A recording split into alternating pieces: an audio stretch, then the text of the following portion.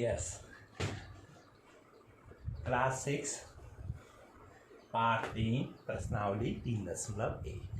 ये जो प्रश्नावली है संख्याओं के साथ खेलना, ये हमारी प्रश्नावली है। ठीक, इससे पहले आप पिछले पाठ 2 और पाठ 1 पढ़ चुके हैं।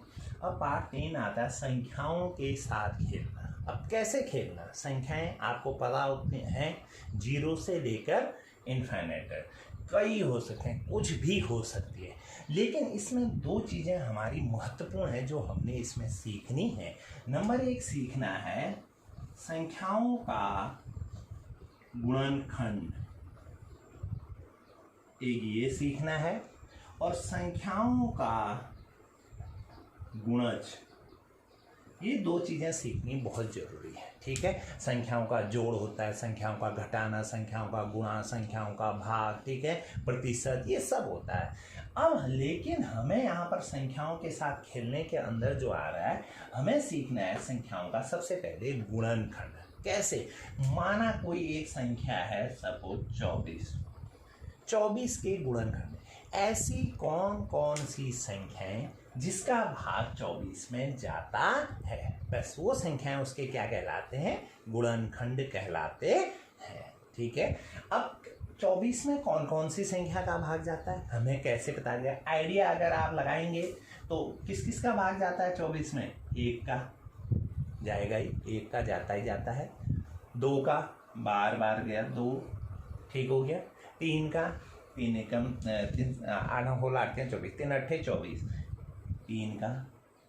4 का, 4 6 24, बिल्कुल 6, ठीक है, सॉरी 6 जो कह रहा हूँ, 4 का, 6 का जाएगा नहीं, 6 चक्को 24, 3 और 2 को गुणा कीजिए, 6 का भी जाएगा, और 4 दूना 8, 8 का भी जाएगा, 8 होल 8 के 24, 6 दूना 12, 12 दूना 24, 12 का भी जाएगा, और स्वयं 24 का जाएगा। इतनी संख्याओं का भाग जाता है इसमें। ये संख्याएं इसकी क्या कहलाएंगी?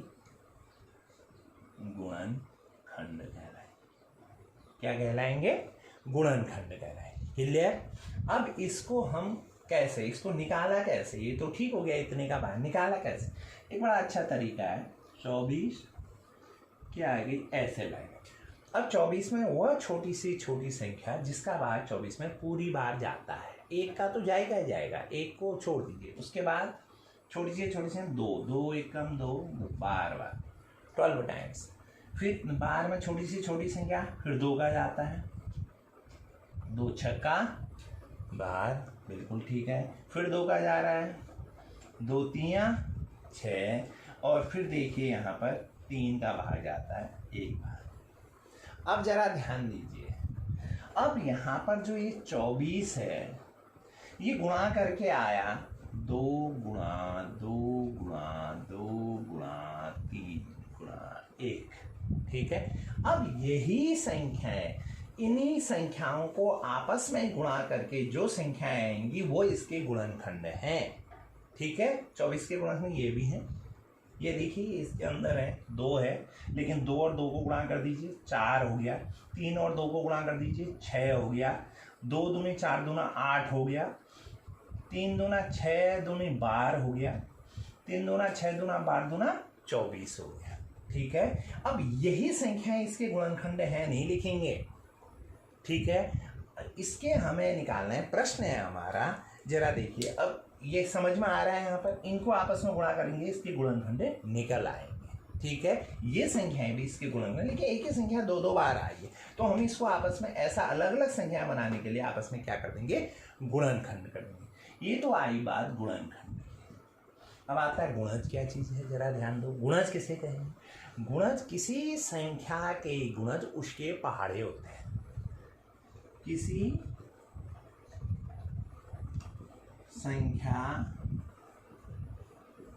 के गुणज उसके पहाड़े होते हैं। पहाड़े जानते हो, जैसे 5 के 6 गुणज लिखो। कितने लिखो? 5 के 6 गुणज लिखो।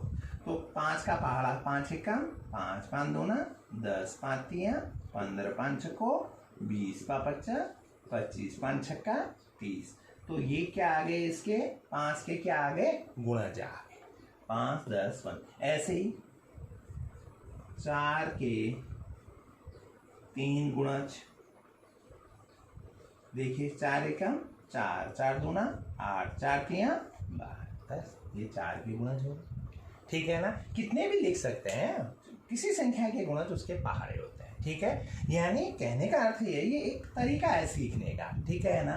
पहाड़े होते हैं, समझ में आ जाएगा। पहाड़ा माने किसी संख्या के पहाड़े उसके गुणज है। अब 4 के गुणज क्या है? 8 भी है, 12 भी है, 16 भी होगा, 4 भी होगा। क्लियर? तो ये 4 के क्या होंगे? गुणज होंगे। ठीक है, गुणज और गुणनखंड क्लियर। फिर गुणनखंड वो संख्या है जिसका भाग इसमें पूरी बार जाता है, गुणनखंड है। गुणज वो संख्याएं होती हैं, किसी संख्या के गुणज उसके पहाड़े के रूप में होते हैं, यानी वह एक उसी का मल्टीपल होता है, 1 का 2 का 3 का 4 गुना 5 गुना 6 गुना। ठीक है, अब इसी के आधार, ये आप समझ गए गुणज और ये, इसके आधार पर अब हम कुछ प्रश्नों को बनाते हैं। प्रश्नावली है हमारा 3.1 को हम यहाँ पर बनाते हैं। प्रश्नावली 3.1 है। देखिए, पहला है गुणनखंड लिखिए। पहला प्रश्न क्या है? गुणनखंड लिखिए। क्या लिखने हैं? गुणनखंड। ठीक, अब जरा देखिए, हमें देना है 15 के गुणनखंड। किसके गुणनखंड? 15 के गुणनखंड। ठीक है, तो सबसे पहले जरा देखो, हम 15 को कैसे लिख सकते हैं? 1 गुणा 15 लिख सकते हैं। इसी को कैसे लिख सकते हैं जरा देखिए। फिर क्या लिख सकते हैं? 3 गुणा 5, और कुछ है 1 गुणा 15 और 3 गुणा 15 5, बस। और कुछ 15 के गुणनखंड और कुछ लिख सकते हैं? हाँ, लिख सकते हैं। या इसी को 5 गुणा 3,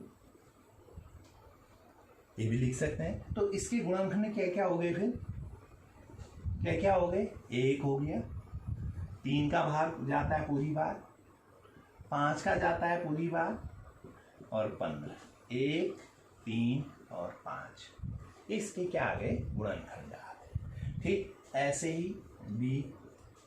अभी मैंने 24 का तो बताया ही था अभी। अब हम ले लेते हैं 21 के।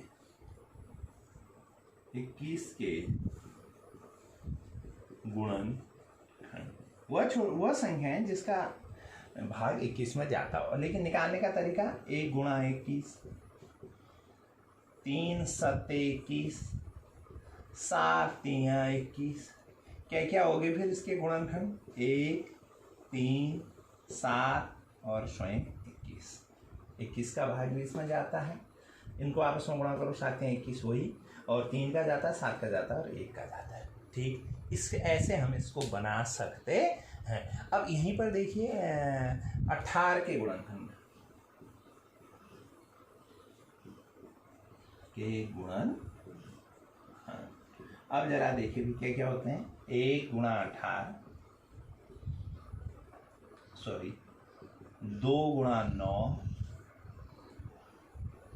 3 गुणा 6, 6 गुणा 3, 6 3 18, 9 गुणा 2, 9 2 18, और फिर वही 1 गुणा 18। क्या क्या हो गए फिर? 1 2 3 6 9 और 18। इतने ही संख्या है जिसका भाग इसमें पूरी बार जाता है, इसके क्या हो गए? गुणनखंड हो गए। अब इसी का प्रश्न नंबर 2, ये क्लियर? इसके और सवाल बना लेंगे, सेम ऐसे ही है। अब आता है सेकेंड क्वेश्चन, गुणज। क्या आता है? गुणज।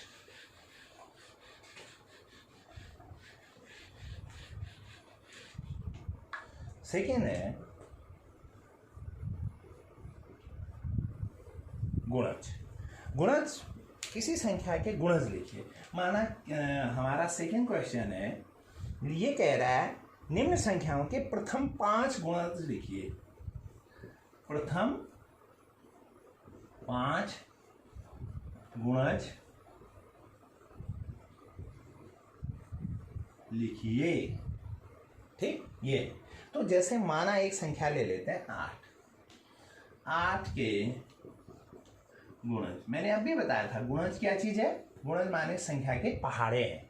नंबर 1 पहला 8, 8 दूना 16, 8 तिया 24, 8 चक्को 32, 8 पंचे 40। तो कितने हैं ये?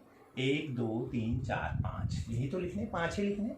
गुणज माने किसी संख्या के पहाड़े। 8 का गुणज ये। ऐसे ही हमने एक सवाल और इसमें 11 के गुणज।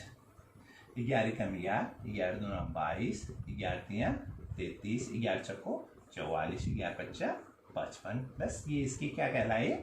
गुणज कहलाए। ठीक, तो हम क्लियर हुए गुणनखंड और गुणज। ठीक है, गुणनखंड वो संख्या है जिसका भाग उसमें जाता है, निकलता कैसे है उसके ऐसे खंड है, और उनको आपस में गुणा करके जो जो आपस में गुणा करके संख्याएं आएंगी उन संख्याओं का भाग उसमें जाएगा, वो गुणनखंड है। और ये क्या है? गुणज। किसी संख्या के पहाड़ उसके क्या कहलाएंगे?